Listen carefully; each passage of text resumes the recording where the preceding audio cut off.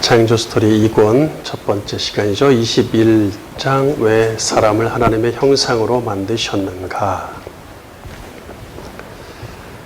첫 번째 챕터 진화론과 창조론에서 말하는 사람의 존재 가치. 1. 오직 첫 창조된 지구에만 생명체를 두시다.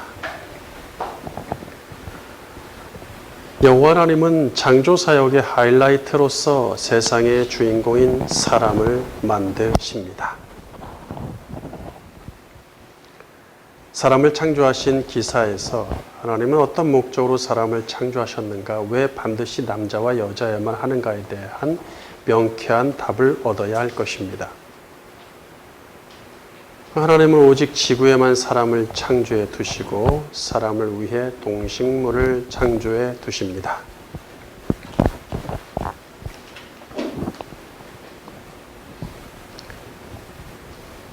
지구 밖에는 어떤 생명체나 인간을 능가하는 외계인이 존재할 수 없습니다. 라엘이라는 사람이 외계인 엘로힘을 만났다고 주장하면서 만들어낸 라엘리안 무브먼트라는 종교단체가 있습니다. 라엘리안 무브먼트.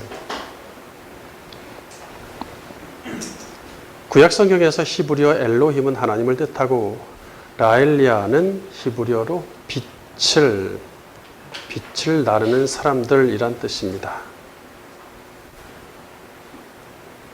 그들은 엘로힘의 메시지를 인류에게 전하고 엘로힘을 맞이할 지구 대사관을 건립하기 위한 목적으로 활동해요.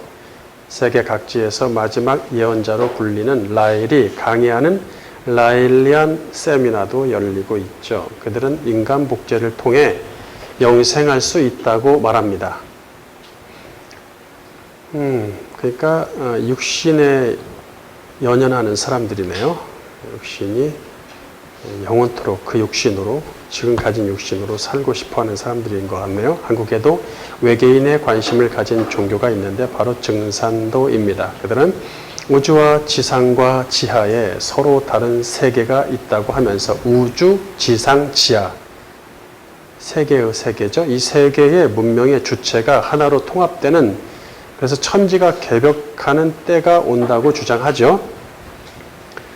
그러니까 그날을 준비하자. 최근에 그들은 장차 다가올 엄청난 격변기에 대처하기 위해서 UFO와 외계 문명을 연구하고 있습니다. 라엘리안 무브먼트나 중산도는 지구 밖 연구와 외계 신호 연구가 일반인의 호응을 얻고 있다는 증거입니다. 옛날에는 콧방귀를 꼈지만 이런 얘기하면 지금은 호응을 얻고 있어요. 사람들한테. 교육과 미디어를, 그러니까 증산도가 잘 잡은 거죠. 증산도가 잘 잡고 돈 좀 벌겠다고 성공한 거죠. 교육과 미디어를 통해 서서히 국민들이 외계 사상에 세뇌되었기 때문입니다. 교회는 라엘리안 무브먼트나 증산도는 사이비 종교라 해서 부정하죠? 부정하는데, 그런 반면 다른 행성의 생명체를 찾으려고 우주선을 보내거나 외계에서 신호를 보낸다는 믿음으로 미국 나사가 거대한 수신기를 설치해서 연구한다고 하면 큰 거부 반응을 보이진 않아요? 교인들도 그런가 보다, 그 정도는 해야겠지, 이런 게 생각하는 거죠.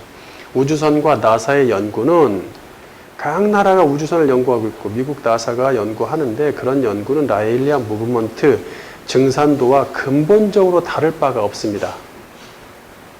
어떤 근본 사상을 갖고 있죠? 똑같이 지구 외에도 생명체가 있다. 외계인이 있다. 그리고 그들과 교류해서 친하게 지내야지 이 지구는 보니까 보아하니까 영원하지 못할 것 같아. 지구를 보니까 아주 싹시 누래. 그러니까 외계인하고 손을 잡아야 돼. 이런 거거든요. 미국 나사를 비롯해 선진국에서 지구 밖의 세상을 연구하는 데 사용하는 천문학적인 비용을 현존하는 인간에게 사용한다면 지구에서 가난한 나라는 없어집니다. 그런 연구들은 돈이 남아도는 부자들의 향연이죠. 창세기 1장은 하나님의 첫 창조가 분명하며 첫 창조된 세상 외에 다른 세상은 없으며 지구 밖에는 생명체가 없다고 말을 합니다.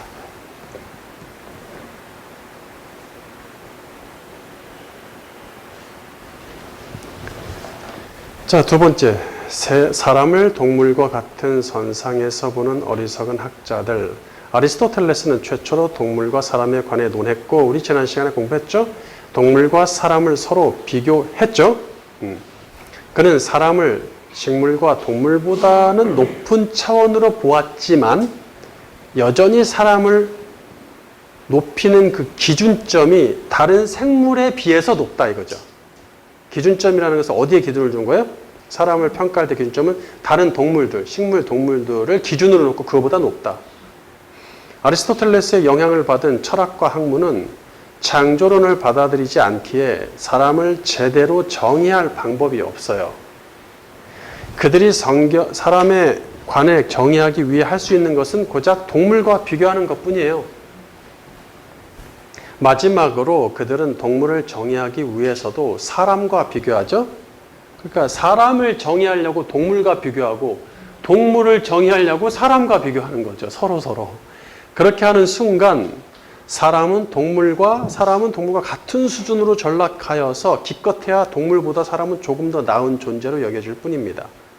게다가 동물은 좋아지죠. 동물은 사람과 비슷한 수준의 가치로 승격하죠.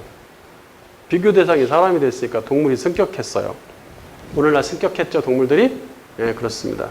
동물들한테 드는 돈이 사람한테 드는 돈보다 더 많아지는 세상이 됐죠. 마찬가지로 그들은 진화론을 근거한 과학에서는 원숭이, 고릴라, 침팬지를 유인원이라고 부르죠. 유인원. 자, 유인원이란 무리 유자에다가 사람 인자에 원숭이 원자를 써서 사람과 기능과 형질이 같은 무리의 원숭이란 뜻이에요. 사람과 같은 무리의 원숭이, 한마디로 사람과 같은 무리의 원숭이다. 칼 폰 린네는 사람을 동물의 종류에 포함시키고 원숭이 같은 유인원도 사람처럼 영이 있으므로 영장류라고 분류했었죠? 영장류, 영을 소유한 고등동물, 최상위 동물, 어른 동물 이런 뜻이라 그랬어요. 신학까지 공부한 이 신자가 사람을 최초로 동물이자 영장류로 분류하는 오류를 범하고 말죠. 사람과 동물을 동일한 수준에서 비교하는 관점은 다윈의 진화론으로 더욱 확고해집니다. 만약 린네의 말이 맞고 다윈의 진화론이 맞다면 원숭이도 하나님의 형상으로 만들어졌다고 봐야 하겠죠. 그렇잖아요. 둘이 같은 수준으로 나왔으니까 원숭이나 사람이나 그 원숭이도 사람처럼 또 영도 있네. 형태도 같네. 그 다를 게 뭐야? 같으니까 사람을 하나님의 형상으로 만들었다는 말은 곧 무엇도 하나님의 형상으로 만든 거야? 원숭이도 하나님의 형상으로 만든 게 되는 거죠. 예.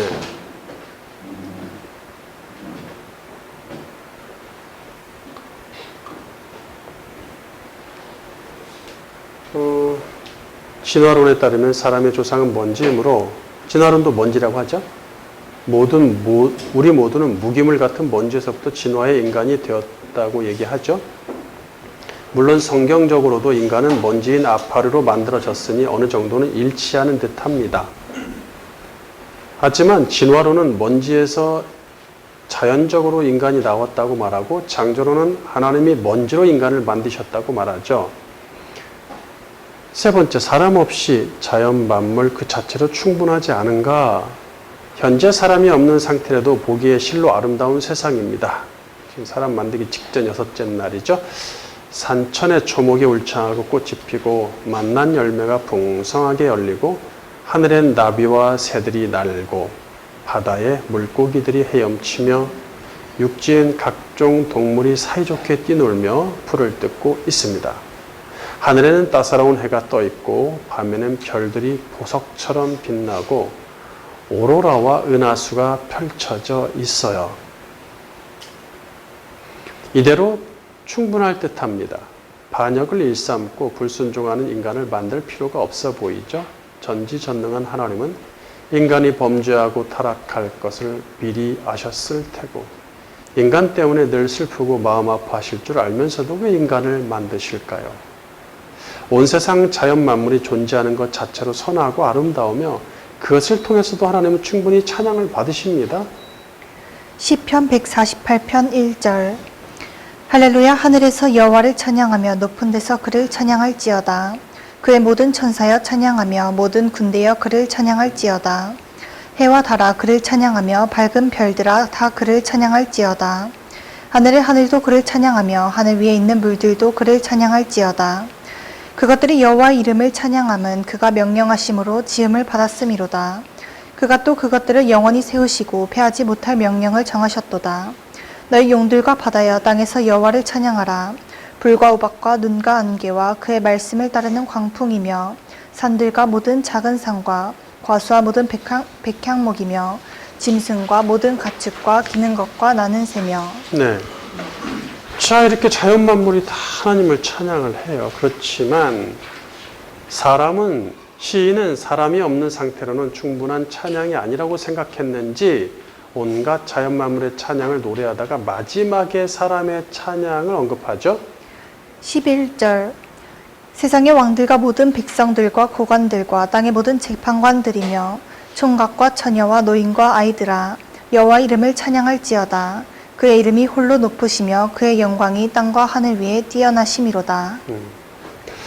하나님은 당신이 택한 사람들을 다른 어떤 창조물보다 가장 높이 올려주십니다. 모든 만물이 사람을 위해 존재하므로 사람 없이는 자연은 존재 가치를 상실하고 사람 없는 자연 만물의 찬양은 아무 의미가 없습니다.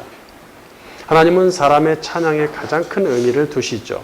그렇다고 악인이든 의인이든 상관없이 모든 인간의 찬양을 받으시는 것은 아니죠.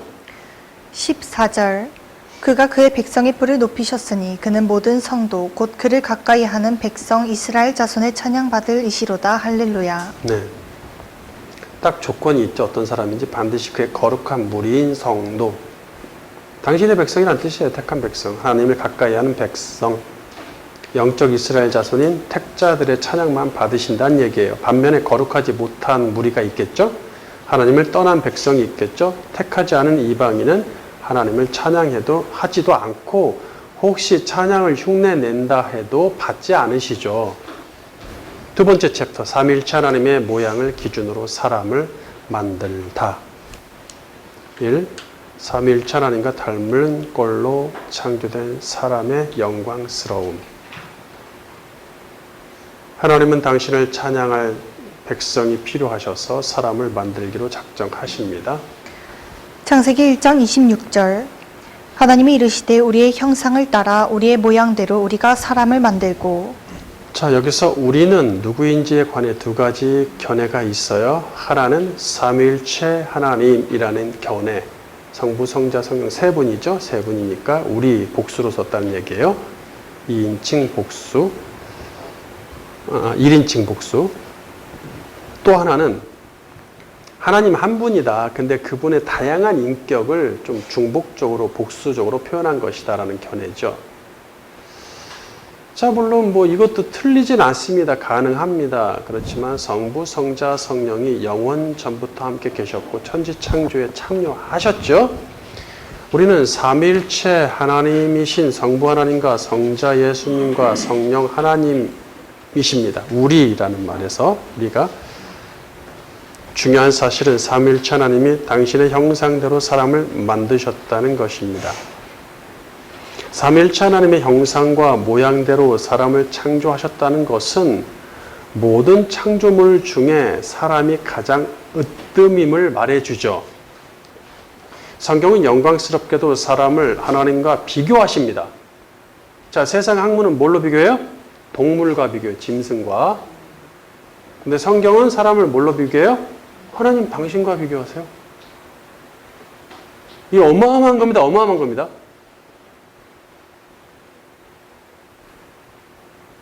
세상 철학과 학문처럼 사람은 동물과 비교하는 세상 학문과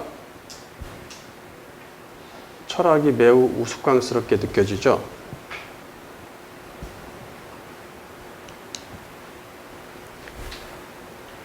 사람을 동물과 비교하는 세상 학문과 철학과 학문이 더 우스꽝스럽게 느껴집니다. 앞에 있는 걸 지워야 되겠네. 사람을 동물과 비교하는. 사람의 존재에 관해 알려면 하나님을 알아야 합니다. 하나님을 많이 알면 알수록 자신의 존재를 많이 알 수 있습니다. 평생 밥만 먹고 공부하고 밥만 먹고 공부하고 평생 공부해도 하나님 조금 알까 말까 해요. 하나님 조금 알면 나에 대해서도 조금 아는 거라고 보시면 됩니다. 딱 맞습니다. 자기가 누군지도 모르고 신앙생활하는 사람도 많아요. 생각보다. 우리의 형상을 따라 우리 모양대로 라고 할 때 이걸 원어로 직역하면 우리의 모양처럼 우리의 형상으로입니다. 우리의 모양처럼 우리의 형상으로. 자, 뭐 형상과 모양이 바뀌었죠? 바뀌었는데 이게 뭐 이렇게 중요하냐? 뭐 이게 아무렇지도 않겠지만 또 중요할 수도 있습니다. 우리가 좀 깊이 연구하려면. 그러니까 히브리어와 영어는 어순이 같아요. 어순이 같기 때문에 거기에 보면은 형상이란 말이 먼저 나오고 그 다음에 모양이 나옵니다. 그 뒤에. 그러나 한국말은 영어하고 어순이 반대예요. 히브리어하고도 반대예요, 어순이. 그러니까 거기서 똑같이 번역하면 안 되는 거예요. 뒤집어 놔야지. 그래서 우리의 모양이 먼저 나와야 돼요. 모양처럼 우리의 형상으로입니다. 그러니까 우리의 모양은 원인이고 우리의 형상은 결과라 보시면 되는 거예요. 차이가 있습니다. 여기 이거 가지고 또 논쟁하자면 끝없는데 우리의 모양은 요거는 조건이 되고 우리의 형상은 결과물이 된다는 얘기예요. 또는 우리의 모양은 동기가 되고 우리의 형상은 결과가 된다. 이런 식으로 얘기할 수 있어요. 그러니까 가장 좋은 경우에 우리의 모양은 조건이고 우리의 형상은 결과물이다. 이렇게 보시면 되는 거죠. 기준과 결과. 자, 이것으로 사람을 하나님의 형상으로 창조했다는 근거와 기준을 제시한 것입니다. 즉 하나님의 형상으로 창조하시되 그 근거와 기준은 하나님의 모양이란 뜻이에요. 하나님의 형상으로 창조하신 건 결과입니다. 결론입니다. 결과물입니다. 그런데 그렇게 만들게 된 근거와 기준이 있죠. 그것이 하나님의 모양이란 얘기예요. 모양은 히브리어로 데무트인데 닮은 꼴, 같은 모양이란 뜻입니다.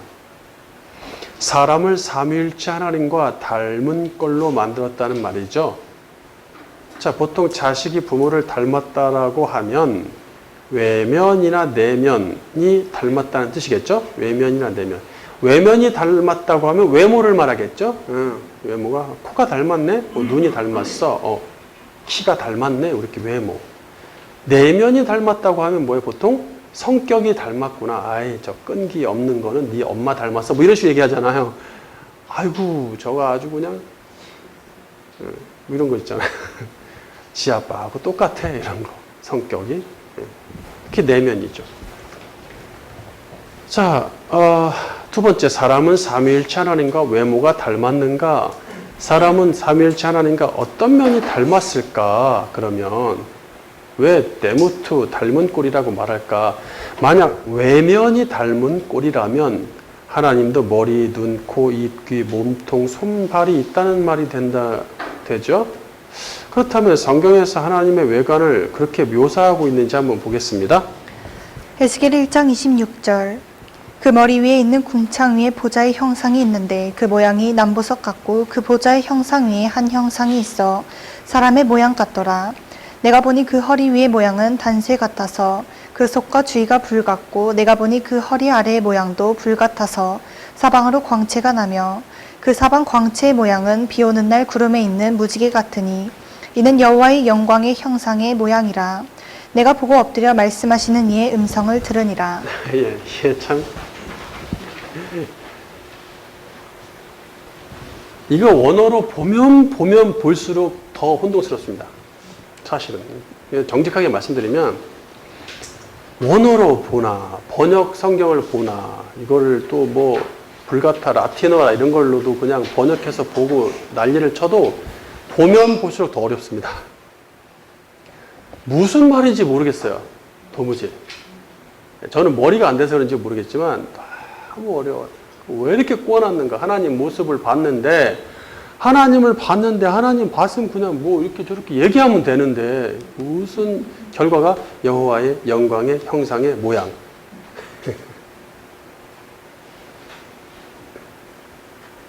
광채의 모양. 머리 위에 있는 궁창 위에 있는 보좌의 형상. 모양이 남보석 같고 보좌의 형상 위에 한 형상이 또 있는데 사람의 모양도 같아. 자, 이거를 묘사하고 그대로 모양을 따면 에어리언, 괴물이 되겠죠. 자, 예스겔은 하나님의 영광의 형상을 보았는데 희미하지만 사람의 외형과 흡사한 것 같아요. 사람이란 말 나오니까 하나님의 모습을 자세히 보여주지 않으신다는 얘기죠. 그렇죠? 의도적이죠. 그리고 예스겔도 그 표현을 매우 어렵게 만들어놨어요. 그러니까 그 영으로 매우 영역이 강하고 하나님으로부터 뭔가 대단한 걸 받은 사람만 깨닫게 하셨다고 보던지 아니면 아예 못 깨닫게 하시려고 하던지 못 깨닫게 하려고 하는 것 같진 않아요. 그래도 뭔가 전해지는 핵심은 있을 것 같죠? 그거 정도는 알아야 될 것 같아요. 자세히 모습을 보여주지 않으시는 이유는 인간은 우상을 만들기 때문에 그렇습니다. 우상을. 이게 뒤에도 구절이 나오겠지만 니들이 나를 만나려고 시내산에서 드디어 백성이 하나님을 만나는 놀라운 시간이 있죠. 근데 주님이 뭐라 그러세요? 하나님이 니들이 나 본 것 같지만 안 봤어. 나는 안 보여줬다. 니네 왜? 보여주면 니네들이 뭐 만드니까.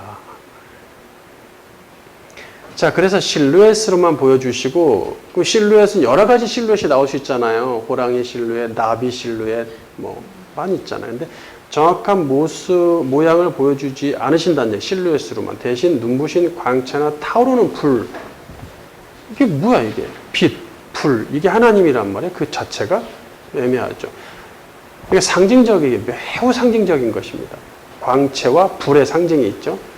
혹자는 예수님이 이 땅에 태어나실 때도 인간의 모습이었기 때문에 삼위일체 하나님도 인간의 모습일 것이라고 말합니다. 하지만 성자 예수님이 이 땅에 내려오실 때 본래 당신의 모습이 그래서 그 모습으로 온 게 아니라 신이신데 인간의 몸을 입고 오신 거죠.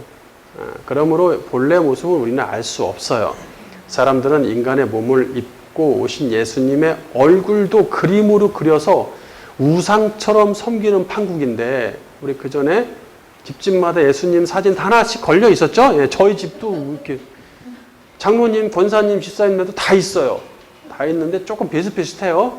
중요한 건 약 서양분 같으세요. 서양분. 근데 저기 에티오피아나 아프리카에는 사진이 다 있어요. 뭘로 됐죠? 흑인으로 돼 있어요. 거긴 또. 그렇죠. 전혀 그들은 아무렇지도 않죠. 그러니까 그렇게 서양분을 걸어놓으니까 너는 조상신한테는 제사도 안 지내고 절도 안 하는데 무슨 이렇게 서양 사람한테 쳐다만 보고 벽에다 걸어놓고 그러고 섬기냐 이러고 이제 말이 나오는 거죠.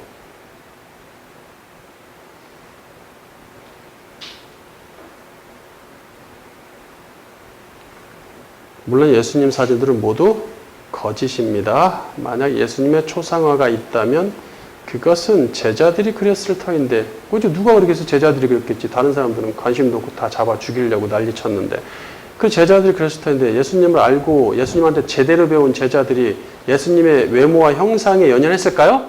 안 하죠. 할 수가 없죠. 예수님은 그런 것을 금지하면 금지하셨지. 예수님은 죽으시고 하늘로 승천하셔서 외모를 상상하지도 못하게 하셨죠. 에스겔에게 사람 모양의 실루엣을 보여주심은 두 가지 의미가 있는데 우리에게 하나님은 사람처럼 친근하다는 의미, 첫째, 우리에게 하나님은 사람의 실루엣을 보여요. 사람처럼 친근하게 다가가신다는 의미. 두 번째, 사람의 모양으로 구원자를 보내시겠다는 의미. 두 가지 의미가 담겨 있어요.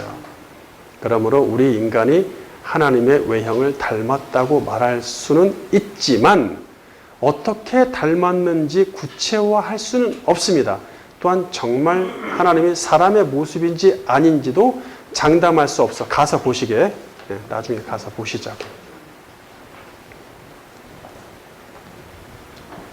세 번째, 사람은 삼위일체 하나님과 내면이 닮았다. 우리가 중점을 두어야 할 부분은 사람은 하나님과 내면이 닮았다는 것입니다. 영적인 닮음을 보자는 거예요. 이 말은 곧 세 가지 의미를 갖죠. 자, 육적인 닮음 말고 영적인 닮음으로 보자는 거예요. 세 가지 의미를 갖는데, 첫째, 사람은 하나님과 내적으로 영이 닮았습니다. 하나님은 인간을 창조하실 때 동물처럼 육신으로만 이루어지게 하셨을 뿐만 아니라 영을 불어넣어 영도 소유케 하셨단 말이에요. 사람의 영은 영이신 하나님을 닮을 수밖에 없죠. 그 영이 하나님으로부터 왔으니까 불었을 때 사람에게 영을 주시고 영이 닮게 하셔서 하나님과 소통하게 하십니다. 둘째, 왜 영을 불어넣었다고요? 하나님이 영이시니까 영과 영이 통하니까 소통. 영과 육은 소통이 안 됩니다.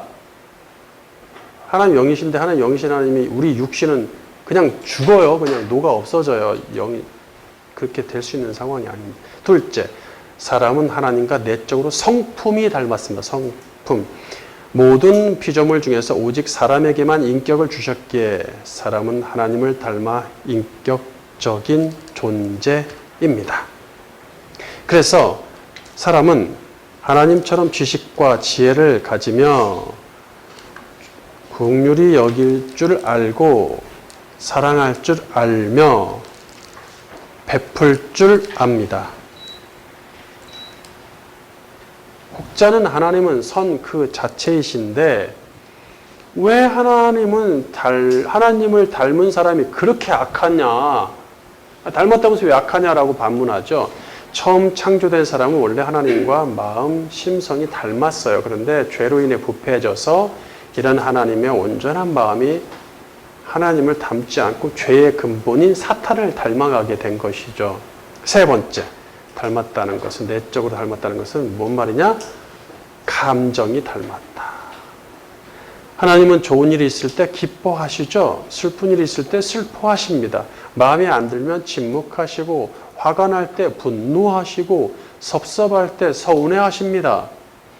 감정이죠. 이런 감정들은 모든 인간에게도 동일하게 나타납니다. 감정, 하나님의 감정은 인간에게도 나타나는 감정이죠. 왜? 닮았으니까. 물론 좀 깊이 들어가면 거듭나지 않은 사람도 이런 감정이 있어요.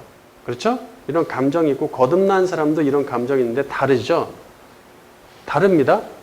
거듭나지 않은 유기자에게서 나타나는 감정은 하나님을 닮은 감정이 아니에요. 착각하면 안 됩니다. 거듭난 새롭게 된 사람만이 하나님과 감정이 닮아서 하나님이 슬퍼하는 것 가지고 슬퍼하고 기뻐하는 것 가지고 기뻐하죠. 그렇죠? 근데 세상 사람들은, 거듭나지 않은 사람은 하나님이 기뻐하는 것 갖고 기뻐하지 않아요. 걔네들은. 달라요. 걔네들. 그 사람들은. 그분들은 달라요. 그러니까 흉내만 내고 남아있는 거지, 기쁘고 슬프고 뭐 침묵하고 분노하고 이런 어떤 형태의 흉내만 낼 뿐이지 진정으로 기뻐하고 슬퍼하는 건 아니다. 하나님처럼. 이처럼 사람을 창조주와 영, 성품, 감정에 닮은 꼴로 만드셨다는 것은 사람에게 가장 큰 영광이죠. 사람은 최고의 특별한 가치를 부여받고 특별한 영광을 주시며 창조 세상에 대한 지배권까지 주십니다. 하나님은 사람을 중요하게 생각하시고 존귀한 존재로 만드셨어요. 우리는 하나님의 외형이 어떻게 닮았는지에 초점을 두지 말고 왜 그분을 닮게 하시는지 그 의도를 파악해야 됩니다.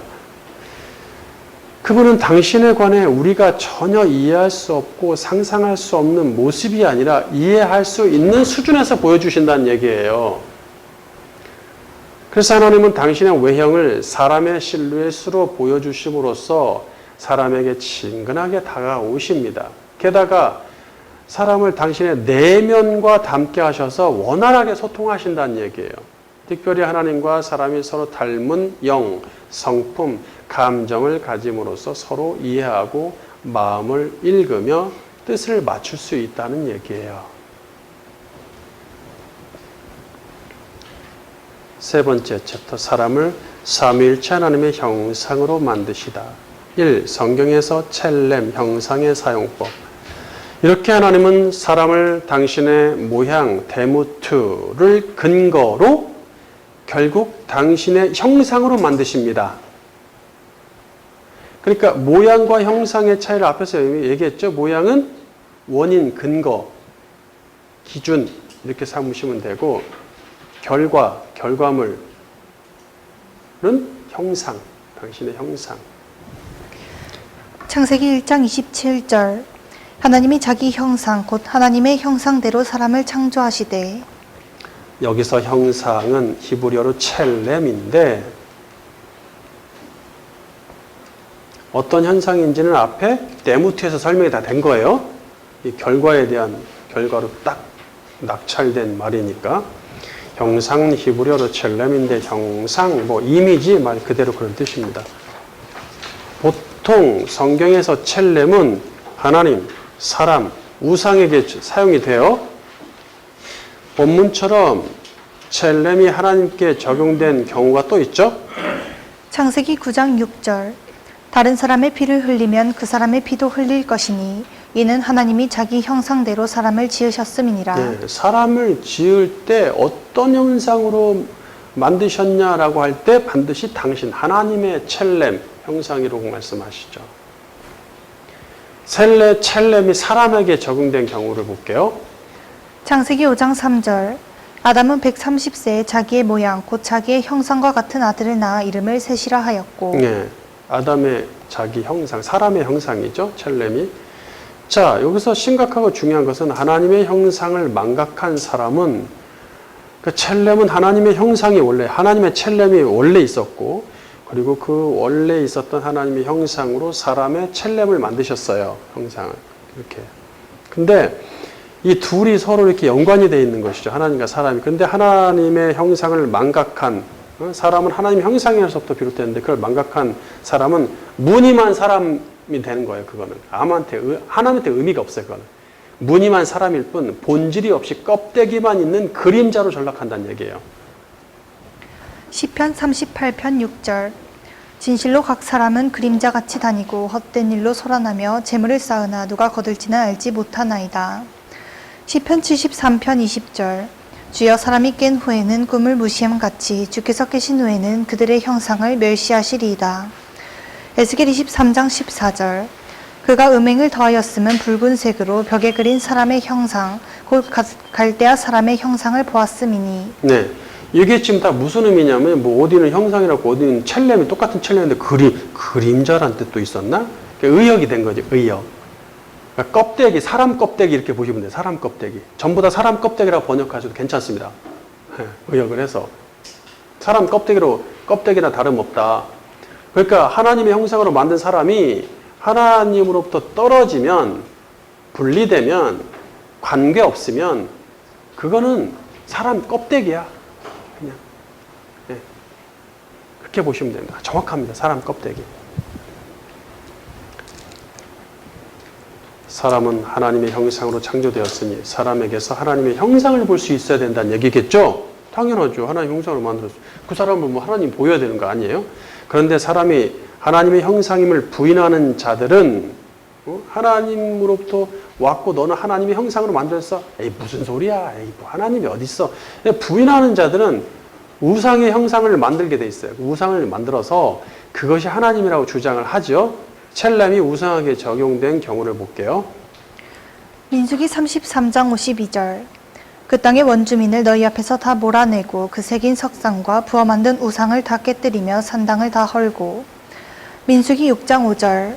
그러므로 너희는 너희의 독한 종기의 형상과 땅을 해롭게 하는 쥐의 형상을 만들어 이스라엘 신께 영광을 돌리라. 그가 혹 그의 손을 너희와 너희의 신들과 너희 땅에서 가볍게 하실까 하노라. 열왕기하 11장 18절. 온 백성이 바알의 신당으로 가서 그 신당을 허물고 그 제단들과 우상들을 철저히 깨뜨리고 그 제단 앞에서 바알의 제사장 mat단을 죽이니라. 제사장이 관리들을 세워 여호와의 성전을 수직하게 하고. 에스겔 7장 20절. 그들이 그 화려한 장식으로 말미암아 교만을 품었고 또 그것으로 가증한 우상과 미운 물건을 만들었은즉 내가 그것을 그들에게 오물이 되게 하여. 아모스 5장 26절. 너희가 너희 왕 식국과 기운과 너희 우상들과 너희가 너희를 위하여 만든 신들의 별 형상을 지고 가리라. 네. 그러니까 여기 있는 보면 다 첼렘인데 어디는 그냥 우상으로 아예 번역을 해놨어요. 그렇죠? 우상으로 번역을 해놨어. 네, 우상으로 번역해도 상관없습니다. 하나님이라고 형상이라고 만들어 놓은 건 전부 다 우상이니까.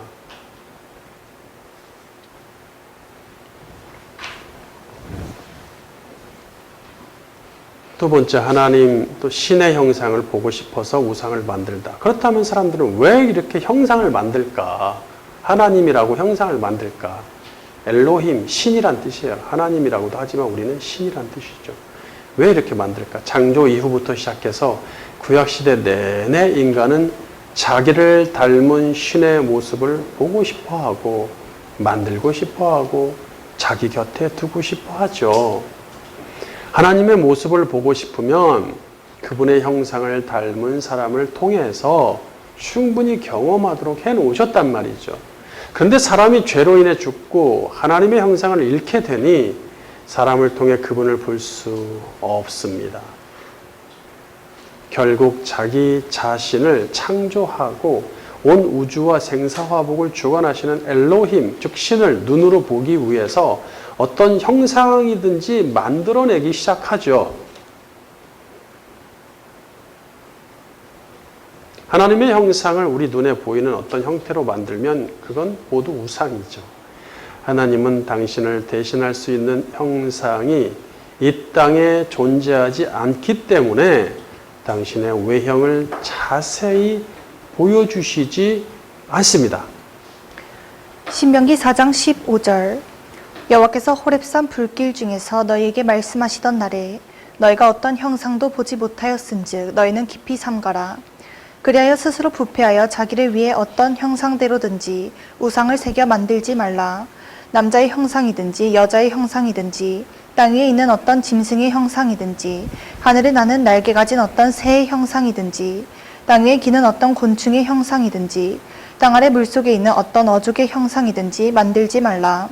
또 그리하여 내가 하늘을 향하여 눈을 들어 해와 달과 별들 하늘 위의 모든 천체 곧 너희의 하나님 여호와께서 천하 만민을 위하여 배정하신 것을 보고 미혹하여 그것을 경배하며 섬기지 말라. 네. 그러니까 구약시대 이스라엘은 모든 이방 민족들처럼 갖가지 하나님의 형상을 그들도 만들어서 섬겨요. 인간은 신을 보지 못하고 경험하지 못하면 도무지 견딜 수 없는 존재가 되기 때문에 뭐든지 이렇게 만들려고 해요. 다 다른 우상, 다른 종교 다 있죠? 그 중에서 가장 우상의 종합편이 무슨 종교죠? 로마 가톨릭, 천주교예요. 우상의 종합판입니다. 가진 걸 다 만듭니다. 거기는 사람의 형상까지 만들어요. 사람의 모양을 성인들이죠. 소위 말하는 성인들이라는 형상을 다 만들고 그림 다 그려놓고 벽에다 그려놓고 입체로 조화 만들어 놓고 달 모양, 태양 모양, 성광이라서 뭐라별 모양을 다 만들어서 하다 보니까 예수님 모양하고 마리아 모양까지 예수님의 아기로 전락시키고 그렇게 해서 만들어서 그냥 교회 안이든 밖이든 바글바글합니다. 천주교인들 지방 가보세요. 바글바글해요, 형상들이. 예, 형상의 종합판입니다.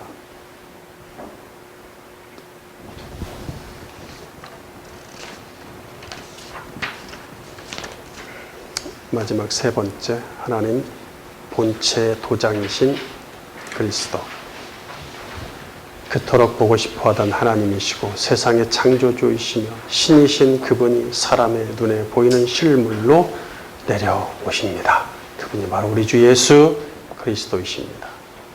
예수 그리스도는 하나님 형상의 절정이고 완결판이십니다.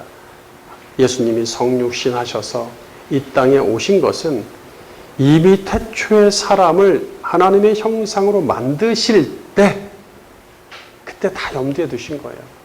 아들을 사람의 모양으로 보내기로 계획하셨기 때문이죠. 계획된 성육신은 하나님의 기쁘신 뜻이며 놀라운 사랑의 실천입니다. 예수님은 자신을 보면 하나님을 본 것과 다름없다고 말씀하시죠.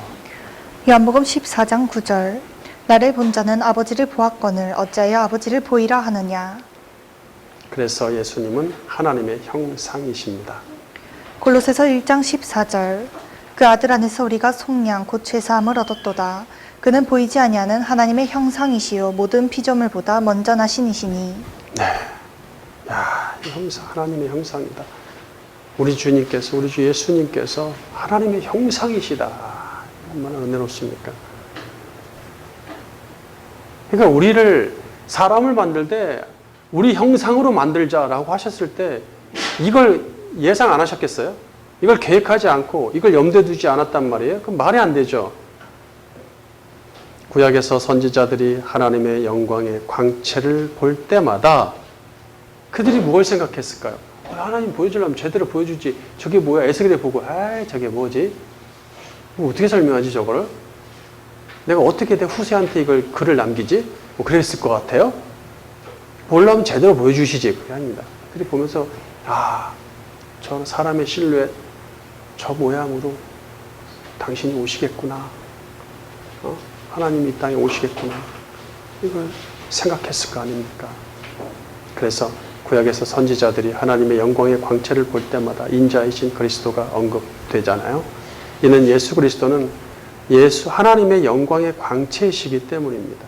성부의 영광이 충만히 실현된 것이 성자의 성육신입니다.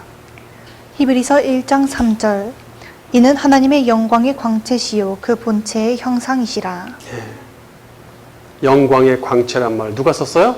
에스겔이 썼잖아요. 에스겔에 그 하나님을 보고 서술했던 그 서술을 히브리 기자가 염두에 두고 가지고 오는 거예요. 그 말을. 여기서 형상이란 카라크테르인데 도장이란 뜻이에요. 형상 또는 도장이란 뜻입니다. 카라크테르. 도장이란 뜻이 강합니다. 형상보다. 왜냐하면 형상이란 뜻의 단어가 또 있거든요. 성자 예수님은 성부 하나님의 도장입니다. 어쩌면 구약시대 선지자에게 보여주셨던 하나님의 영광의 모습은 비록 희미하지만 예수 그리스도가 아니었을까요? 예수님은 이 땅에 하나님의 본체의 형상으로 오셔서 사람들이 그토록 보고 싶어했던 하나님을 보여주십니다. 메시아를 기다렸던 의인들은 예수님이 이 땅에 오셨을 때 하나님의 형상을 보고 기뻐했죠. 결론, 하나님은 태초에 창조하신 세상을 보고 기뻐하셨으며 그 중에서 사람을 가장 소중하게 여기셨고 그 중에서도 당신이 선택한 사람을 구원하시는 일에 모든 능력과 열정을 쏟으십니다. 성도는 하나님의 외아들 예수 그리스도의 목숨과 바꾼 하나님의 전 재산입니다. 우리가 하나님의 재산이에요. 재산. 예수님을 통해서 제사함 받아 거룩하게 된 사람은 하나님의 형상이었던 본래 사람의 모습으로 회복된다는 얘기예요. 그러므로 그 사람을 통해서 하나님의 형상을 볼 수 있게 됩니다. 하나님이 슬퍼하시는 것을 가지고 슬퍼하는 저 지체, 하나님이 기뻐하시는 것 가지고 똑같이 기뻐하는 저 지체를 보면서 하나님의 형상을 보는 것이죠. 하나님의 형상으로 회복되었다는 말은 곧 구원되었다는 얘기고 새로운 피조물이 되었다는 뜻이겠죠. 에베소서 4장 17절 그러므로 내가 이것을 말하며 주 안에서 증언하노니 이제부터 너희는 이방인이 그 마음에 허망한 것으로 행함같이 행하지 말라. 그들의 총명이 어두워지고 그들 가운데 있는 무지함과 그들의 마음이 굳어짐으로 말미암아 하나님의 생명에서 떠나 있도다. 그들이 감각 없는 자가 되어 자신을 방탕에 방임하며 모든 더러운 것을 욕심으로 행하되 여기서 이방인은 불신자를 상징하겠죠. 그들은 이 땅에 썩어 없어질 것들을 추구하기 때문에 허망한 인생을 산다고 말하죠. 또한 하나님으로부터 오는 영원한 생명의 공급이 없으므로 영적으로 어두운 상태입니다.